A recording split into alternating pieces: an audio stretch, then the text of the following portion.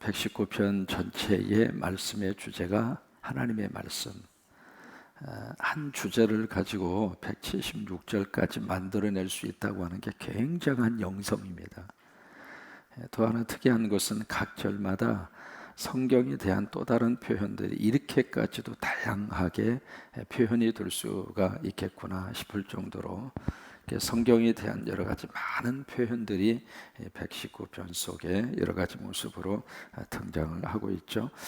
우리 81절에 보시더라도 주의 말씀, 82절에 주의 말씀, 그 다음에 83절에 주의 율례, 그 다음에 85절에 주의 법, 86절에 주의 모든 계명, 87절에 주의 법도, 그 다음에 88절에 주의 입의 교훈. 이게 성경에 대한 여러 가지 표현들입니다. 오늘 말씀의 주제는 지금 너무 힘들고 어려운 상황인데 그 속에서도 내가 하나님 말씀을 붙들겠습니다. 지금 이 시를 쓰고 있는 그분의 형편과 상황이 어떻게 성경을 읽고 성경을 마음속에 기억하고 그렇게 할 만한 상황이 아니에요. 그래서 마치 어떤 인생의 깊은 고난의 어떤 앞도 볼 수 없는 깊은 터널 속에 들어간 것 같은 그런 상황임에도 불구하고 내가 그렇지만은 그 속에서 내가 하나님 말씀 바라보고 그 하나님 말씀에다가 내 희망을 걸고 하나님 말씀 의지하고 내가 살겠습니다 라고 하는 어떤 그 결단과 마음의 결의가 오늘 본문의 말씀 속에 그대로 나타나 있습니다. 81절을 보시면은 나의 영혼이 주의 구원을 사모하게 피곤하오나. 지금 너무 힘들다 그 말이에요. 너무 지금 힘든 그런 상황 속에서 있지만은 그러나 나는 주님의 말씀을 바라나이다. 나는 하나님의 말씀에다가 희망을 걸겠습니다. 하나님의 말씀에다가 내 미래를 걸겠습니다. 왜냐하면 그 말씀대로 하나님께서 내 인생을 역사하시고 인도해 주실 것이기 때문입니다 라고 하는 그 믿음의 고백이거든요. 82절도 마찬가지입니다. 나의 말이 주께서 언제나 나를 안위하실까 하면서 왜? 지금 이 상황이 쉽게 풀릴 것 같지가 않으니까 그래서 스스로가 생각할 때에도 이거 언제까지 이것이 끝내겠나 싶을 정도로 그런 상태 그런 상황이지만은 내 눈이 주의 말씀을 바라기에 피곤하나이다. 하나님의 말씀을 읽고 하나님의 말씀을 묵상하고 그러면서 내 눈이 피곤할 정도로 그렇게 말씀 속에 내 마음을 두겠습니다 라고 하는 고백입니다. 83절을 보시면은 내가 연기 속에 가죽 부대같이 되었으나, 여기 기가 막힌 표현을 쓰고 있습니다. 연기 속에 있는 가죽 부대. 일반적으로 고대 사회에서는 운반 수단으로 쓰는 것이 가죽 부대였어요. 그래서 동물을 짐승을 잡아서 가죽을 뒤로 이렇게 거꾸로 이렇게 뒤집잖아요. 뒤집어서 머리하고 그 다음에 다리하고 거기 이렇게 묶어서 그 이제 부대잖아요. 그게 부대. 지금으로 말하면 이제 운반 수단이에요. 그게 거기다가 이제 물도 저장하고 곡식도 저장하고 포도주도 저장하고 그 다음에 젖도 저장을 하고 그렇게 해서 이제 움직이는 그런 수단인데 이 가죽 부대를 어디다가 지금 걸어 놓았느냐면 전혀 공기가 통하지 않는 연기를 피우는 거기다 걸어놨다 이 말이에요. 거기다 걸어놓으면은 이게 연기가 밖으로 안 나가니까 그 연기 때문에 가죽 부대가 완전히 어떻게 드러나면 막 찌들어요. 그리고 이 가죽 부대 자체가 검게 그을 수밖에 없어요. 그러면 그런 상태의 가죽 부대를 걸어 놓으면 탄력성이 떨어집니다. 가죽 이 특성상 그래서 이제 탄력성이 떨어지면서 별로 그렇게 쓸모 없을 정도로 가죽 부대가 낡아지게 돼요. 그러니까 지금 여기에 연기 속에 가죽 부대같이 됐다. 이 말은 지금 이유 없는 고난과 고통 때문에 내가 지금 너무 힘들다라고 하는 비유적인 표현입니다. 여러분 마치 막 연기가 피어오르는 곳에 가면 눈이 막 따갑고 앞도 잘 보이지도 않고 기침이 막 나오고 그런 경우 있잖아요. 그런 것처럼 여기저기서 연기가 지금 막 솟아나는 거예요. 여기저기서 연기가 막 피어오르는 거예요. 즉 그런 것과 같은 삶의 어려움의 고통의 순간이다라고 하는 것을 이렇게 표현을 하고 있습니다. 그래서 84절을 보시면은 주의 종의 날이 얼마나 되겠나이까. 지금 사는 것이 너무 고달프니까 이런 고백을 하고 있는 것이죠. 85절에 교만한 자들이 나를 헤아리고 웅덩이를 팠습니다. 86절에 이유 없이 나를 핍박하고 있습니다 라고 하는, 지금 너무 힘들고 어려운 상황이에요. 근데 그런 상황 속에서 나는 하나님의 말씀을 붙들겠습니다. 그 말씀이 내가 바라보고 그 말씀 의지하고 내가 일어서겠습니다 라고 하는 성경에 대한 뜨거운 사랑과 열정이 이 말씀 속에 그대로 배어져 있습니다. 성경이 보시면은 하나님은 바로 이런 분이다 라고 표현된 것이 딱 두 구절입니다. 하나님은 바로 이런 분이다 라고 표현된 게 딱 두 구절. 첫째, 요한일서에 보시면은 하나님은 사랑이시라. 이게 첫 번째 구절입니다. 그러니까 하나님의 존재성을 딱 이것이다라고 표현된 첫 번째 구절이 하나님은 사랑이시라. 그래서 사랑을 할 때 하나님이 계시고, 그러니까 하나님을 만나보고 싶으면 사랑을 하면 된다 그 말이에요. 왜? 사랑이라고 하는 그 존재 속에 하나님이 계시기 때문에 그래요. 이제 반대로 이야기하면 하나님이 계시지 않는 곳에는 마귀와 사탄이 있습니다. 영적 세계는 중간 지대가 없습니다. 이것도 좋고 저것도 좋고 그럴 수가 없어요. 둘 중 하나예요. 그러니까 하나님의 영으로 충만하든지 아니면 악한 영에 휩쓸려서 살든지 둘 중 하나거든요. 그러니까 하나님의 영이 계시는 곳에는 하나님의 속성이 나타날 수밖에 없고, 그 하나님의 속성의 거룩함이 무엇으로 나타나냐면 사랑으로 나타납니다. 그래서 부모와 자식의 관계 속에서 부모가 자식을 깊이 사랑하죠. 사랑하는 그 마음속에 하나님이 계시는 거예요. 부부지간에도 마찬가지입니다. 서로 만나서 서로 의지하고 이해하고 한 몸 되어서 살면서 정말 부부의 관계 속에 뜨거운 사랑이 나가는 순간 거기에 하나님이 계시는 거예요. 아침에 일어나 보니까 베트남 선교지에서 48개의 카톡 사진이 쭉 들어와 있더라고요. 그 사진을 이렇게 보니까 어제 고아원 사역을 했어요.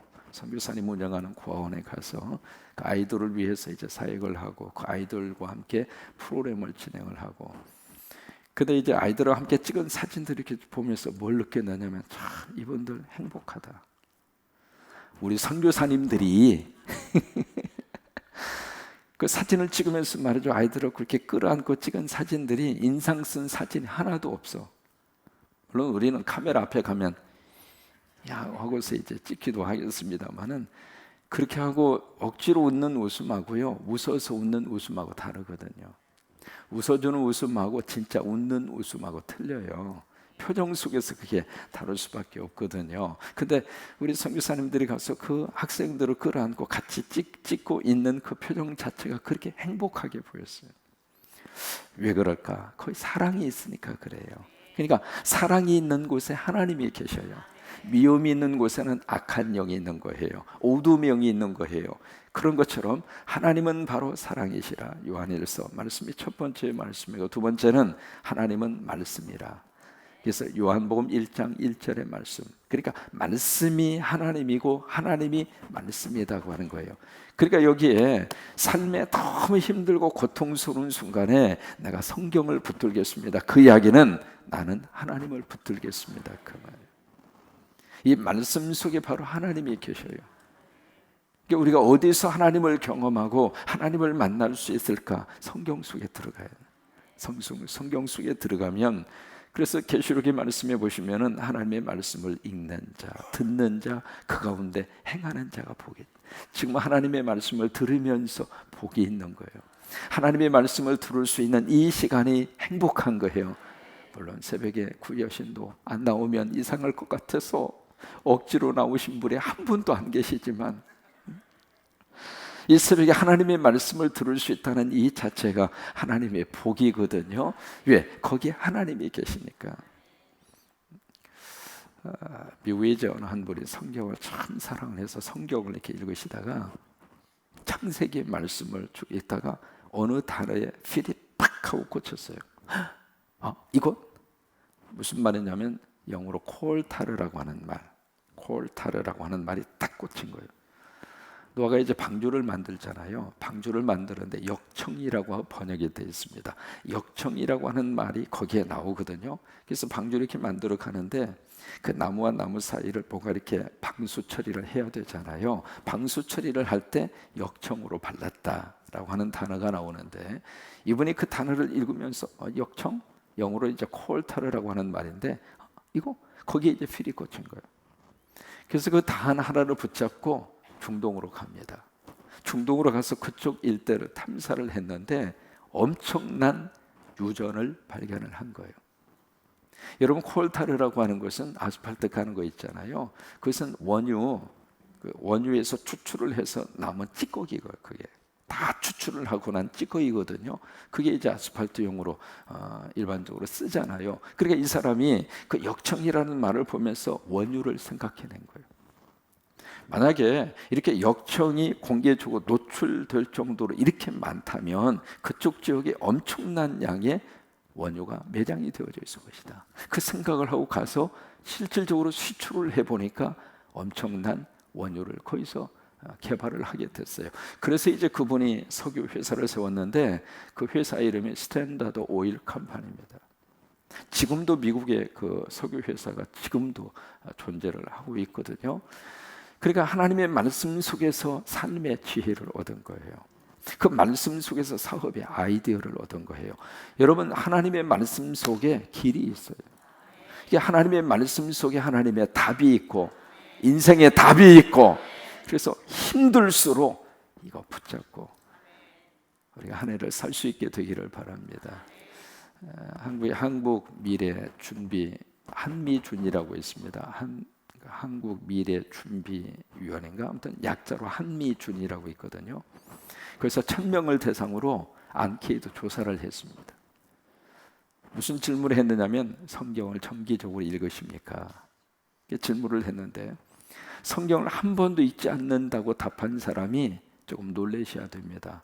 51.6%. 그러니까 1000명 가운데 500명 이상은 성경을 한 번도 안 읽는데, 한 번도. 그런데 1980년도입니다. 80년도에 똑같은 질문을 던졌을 때 그때는 성경을 한 번이라도 읽는다고 대답한 사람이 70%였습니다. 근데 이게 세월이 지금 흘러서 지금은 이제 성경을 읽지 않는 성도들이 그만큼 늘어난 거예요. 왜 그럴까? 세상이 너무 좋아. 텔레비전이 너무 좋아. 세상에 텔레비 틀으면 1박 2일 나오지, 무한도전 나오지, 정글맨 나오지, 개그 콘서트 나오지, 너무 재밌는 것이 너무 많아가지고, 또 이게 채널이 한두 가지래야지. 세상에 한국처럼 채널 많은데도 이렇게 드뭅니다. 홈쇼핑이 이거 틀면은 끝났나 싶었더니 두어 개 누르면 또 홈쇼핑이 또 나와. 세상에 그 홈쇼핑에 나온 거 하나씩 사다가 보면 한두 끝도 없을 것 같아.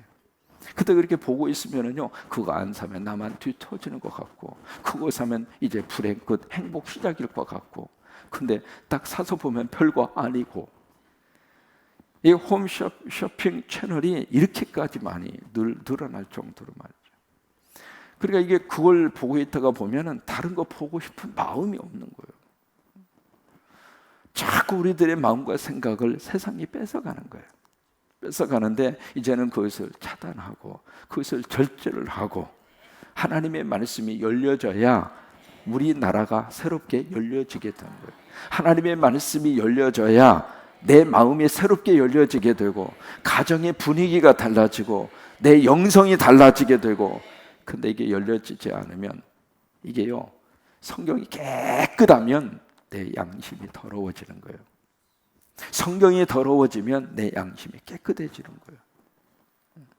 그러니까 성경을 펼쳐서 읽지 않으면 여기가 온갖 것이 들어와서 사람이 하나님이 기뻐하는 삶의 모습으로 살아갈 수 있는 가능성이 그만큼 줄어드는 거예요. 그때 말씀이 들어오고 말씀을 통해서 성령이 들어오시고, 그러면 그 성령님이 말씀을 통해서 나를 고쳐주시고 바르게 만들어주시고 우리를 치유해 주시고 하나님의 사람으로 바로 설 수 있도록 하나님의 말씀이 우리를 팍 붙들어 주신다 이 말이에요.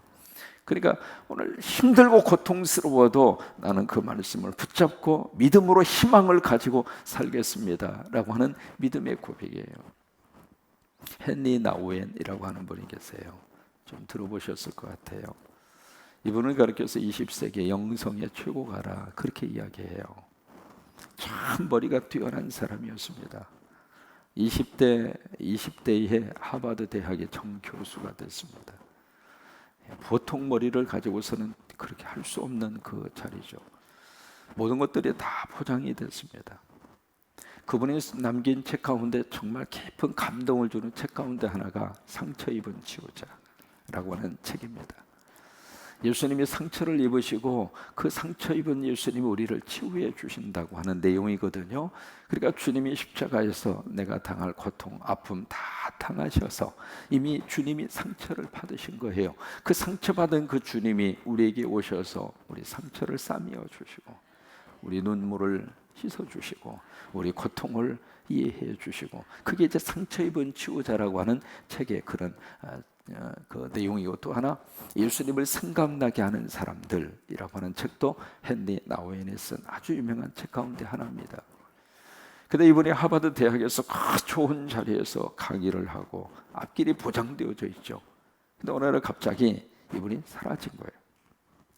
그래서 어디로 갔나 싶어서 추적을 해보니까 캐나다의 저 조그만한 데이브레이크라고 하는 장애우들이 살고 있는 그곳에 가서 살고 있는 거예요. 그 데이브레이크라고 하는 그 장애우 공동체에 있는 친구들은 보통 친구들이 아닙니다. 옆에서 누군가가 도와주지 않으면 아무것도 못하는 장애우들입니다. 스스로 밥도 떠먹을 수 없고 스스로 옷을 입을 수도 없고 말 그대로 옆에서 24시간 돌봐주지 않으면 하루도 살 수 없는 그런 친구들. 그 친구들이 모여져서 있는 데이브레이크 그곳에 가서 자원봉사를 거기서 하고 있는 거예요. 기자들이 갔습니다. 당신이 어떤 사람인데? 그렇죠. 당신 같은 사람이 왜 여기 와서 인생을 허비하느냐고 그런 생각이 들지 않겠어요? 그때 그 헨리 나우엔이 그 이야기합니다. 내가 여기 와서 난 너무 행복하다고. 이거 뭐가 그렇게 행복하냐고. 그 사람이 이제 돌본 사람이 폴이라고 하는 친구가 있었어요. 바울을 영어로 폴이라고 그래요. 라고 하는 그 친구를 이렇게 옆에서 돌봐주는데 말 그대로 아무것도 못하는 친구예요. 다 씻어줘야 되고 대소변 다 갈아줘야 되고 때가 되면 밥을 떠먹여줘야 되고 그렇게 해야 할 친구거든요. 그 친구를 옆에서 24시간 이렇게 돌봐주는 거예요. 근데 당신이 그러면서 뭐가 그렇게 행복하냐고. 그때 헨리 나우엔이 그 이야기해요. 나는 여기 와서 예수님을 만났다고. 그것이 내가 너무 행복하다고.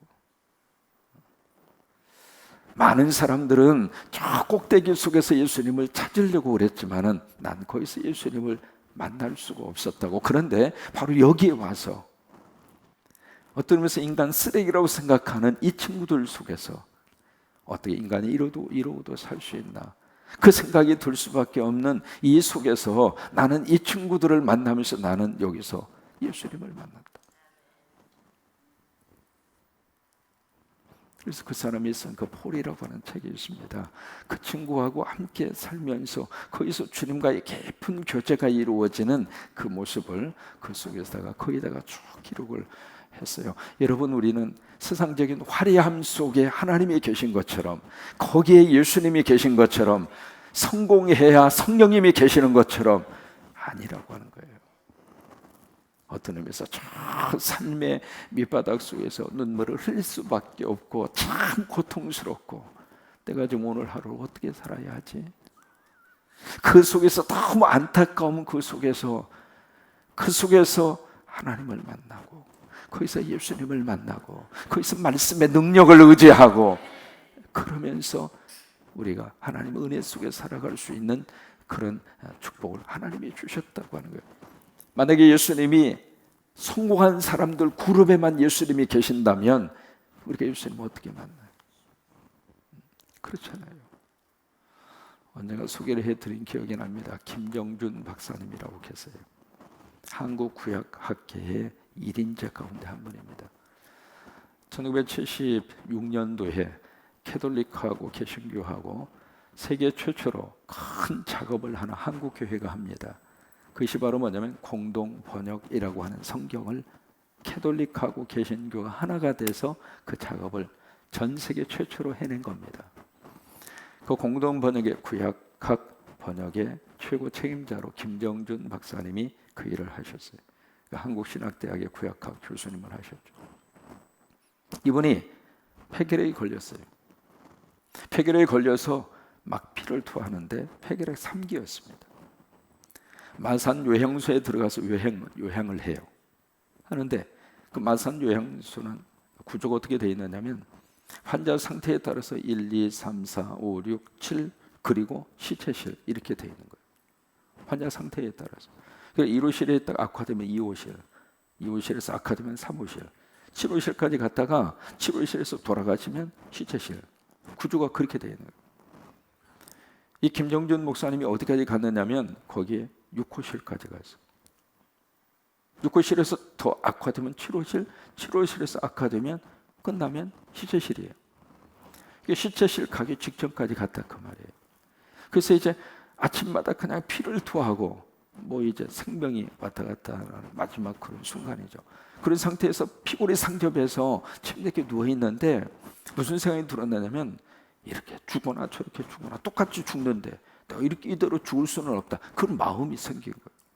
그래서 이분이 엉금엉금 기어 나와가지고 뭘 했느냐면 주변에 있는 사람들에게 복음을 전하는 거예요. 예수 믿고 우리 같이 천국 가자고. 나보다 처지가 어려운 사람이 와서 이야기하면 마음이 열립니다. 아, 저런 사람도 예수 믿고 저렇게 사는구나.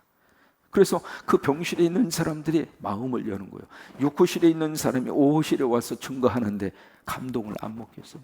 그래서 복음이 증거되고, 그래서 마산 결핵 요양소 앞에 교회당을 개척을 해서 거기에 있는 요양소에 있는 많은 환자들이 다 예수 믿게 됐어요. 근데 그 일을 하면서 기적이 나타났어요. 6호실에 계신 분이 호전이 돼서 5호실로, 5호실에서 4호실로, 4호실에서 3호실, 결국 이분이 완치돼서 퇴원을 했습니다. 참 신기한 일이죠. 고통 속에서 희망을 포기해 버렸으면 그걸로 인생이 끝났을 터인데 거기서 주님을 붙잡고 말씀을 붙잡은 거예요. 말씀을 붙잡으니까 거기서 기적이 나타나서 이분이 영국의 에딘버러 대학에 유학을 하시고, 우리 함태원 부통령 여기 오셔서 저기 우리 교회 정초라고 하는 글을 남기셨잖아요. 그 함태원 부통령이 유럽 순방을 할 때 통역위원으로 김정준 목사님이 그 일을 해요. 그래요. 살다가 보면 가족 부대, 연기 속에 있는 가족 부대처럼 이유 없는 고난 당할 때도 있습니다. 그 속에서 하나님의 말씀 희망으로 붙잡고 그 말씀의 꿈을 가지고 그렇게 하루하루 승리하시게 되기를 주의 이름으로 축원합니다. 그래요. 하나님의 말씀 붙잡으면 이루어질 수 있습니다. 말씀이 우리를 치료하시고, 말씀이 우리를 붙잡아 주시고, 말씀이 우리와 함께 하셔서 이 땅에 살면서도 말씀과 함께 이 세상 떠날 때에도 하나님의 말씀 붙잡고 그런 축복이 넘치기를 주의 이름으로 축원합니다. 우리 요절의 말씀 81절입니다. 같이 고백합니다. 나의 영혼이 주의 구원을 사모하기에 피곤하오나 나는 주의 말씀을 바라나이다. 다시 한번 시작. 나의 영혼이 주의 구원을 사모하기에 피곤하오나 나는 주의 말씀을 바라나이다. 아멘.